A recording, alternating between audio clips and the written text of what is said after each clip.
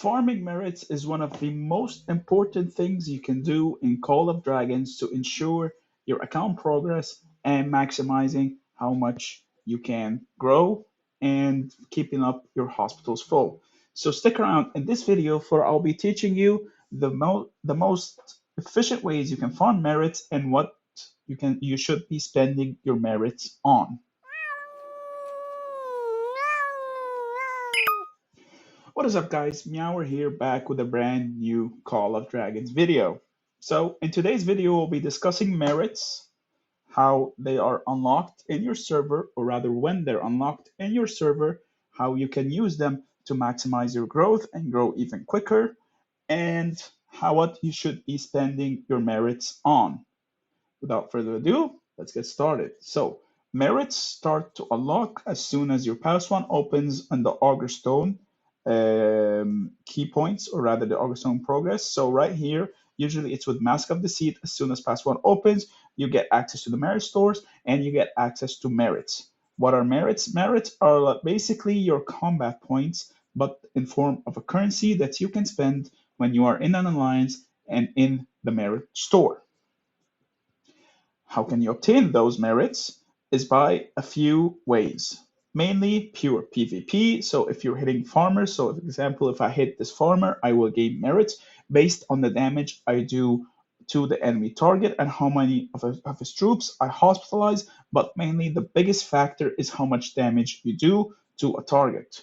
You can gain merits from either hitting farmers, hitting enemy players' PvP marches in the open field, or rallying cities. And of course, you can also gain merits if the enemy has marches in passes and you end up fighting or killing those marches in the passes.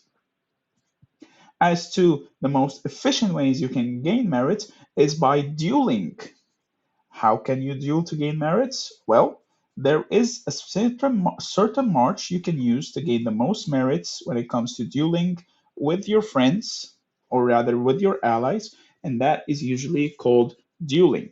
This march usually involves having Eliana and Garwood. For short, it's called Eligar. As you can see, I gained 22,000 merits from this singular fight, and I didn't even finish the entire fight. The reason why this march is usually the most successful march when it comes to farming merits with your allies is, for one, it ensures you deal the maximum amount of damage over time because you heal every single unit in the march, so you don't get as much hospitalized or rather wasted troops since you have constant healing from Garwood and the shield from Eliana to help support the heals from Garwood so that you can constantly cycle your troops. You can see here we're both having 150,000 troops, but each of us has healed over 640,000 troops. The reason why he has more than me, though, is because his Eliana is awakened.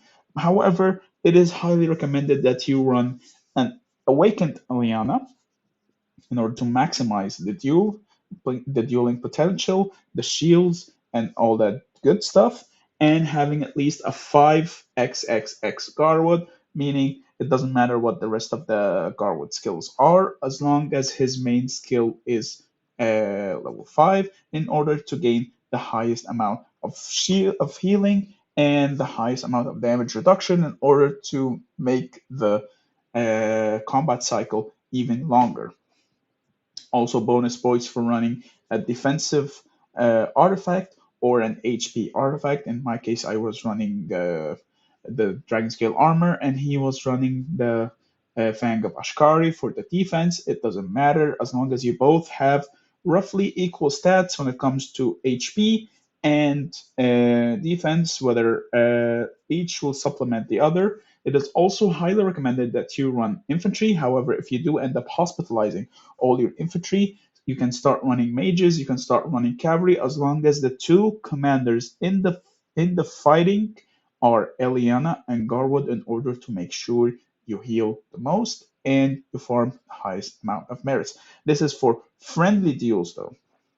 You can gain merits. As you can see here, I've gained 3.5 million merits, but I didn't really farm merits the rest of the season because I didn't need to, as it was very peaceful. However, you should always, always, always farm, and this was a mistake that I personally did, which was not keeping up with farming merits, because not only do you get access to the medical supplies, which are always handy no matter what the case is for your server. You should always be stocking up for them. You never know what happens. It also would have granted me access to all these gold keys, some resources here and there for free, because as long as you have free healing as well, you can essentially farm minutes infinitely because you never lose any troops.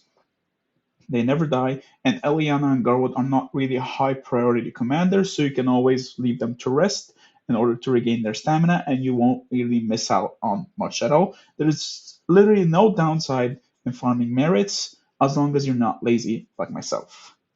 Of course, when you are preparing to stock up before a war, you should always grab as many medical supplies as possible and always try to refresh the weekly store and the daily supply store. However, I do recommend you empty out the daily supply store every Monday because, for one, merits, like I said before, they are gained from the battles.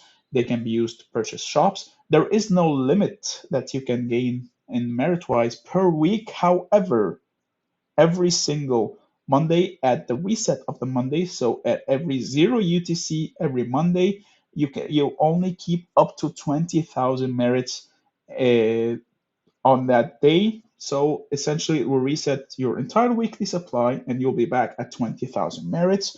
So try to clear the daily before you start cleaning the weekly, because sometimes you might get higher value from the daily, and the daily resets every day, but the weekly supply remains for the rest of the week. So if you are spreading out your farming efficiently, you should always be maxing out the daily and still have some leftovers in order to get the weekly supply.